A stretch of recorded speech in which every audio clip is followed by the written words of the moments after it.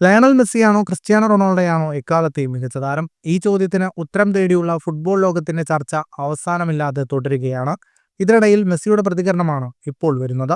അഭിമുഖത്തിനിടെ ഉണ്ടായൊരു ചോദ്യത്തിന് ഉത്തരം നൽകവേ റൊണാൾഡോയുടെ പേര് മെസ്സി ഒഴിവാക്കിയതാണ് പലരെയും അമ്പരപ്പിക്കുന്നത്. കുട്ടികൾ കൂടുതലായി അനുകരിക്കുന്ന ഇപ്പോൾ ഫുട്ബോളിൽ തുടരുന്ന 5 കളിക്കാർ ആരെല്ലാമെന്നാണ് മെസ്സിക്ക് നേരെ എത്തിയ ചോദ്യം.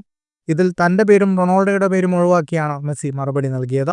ബാഴ്സ താരം ലെവൻഡോസ്കി ഉൾപ്പെടെയുള്ള കളിക്കാരുടെ പേരാണ് മെസ്സി പറയുന്നത്. കുട്ടികൾ എല്ലാം ശ്രദ്ധിക്കുകയും അനുകരിക്കുകയും ചെയ്യും. അവർക്ക് എല്ലാവരെയും അറിയാം. എല്ലാവരെയും അവർ ഫോളോ ചെയ്യുന്നുണ്ട്.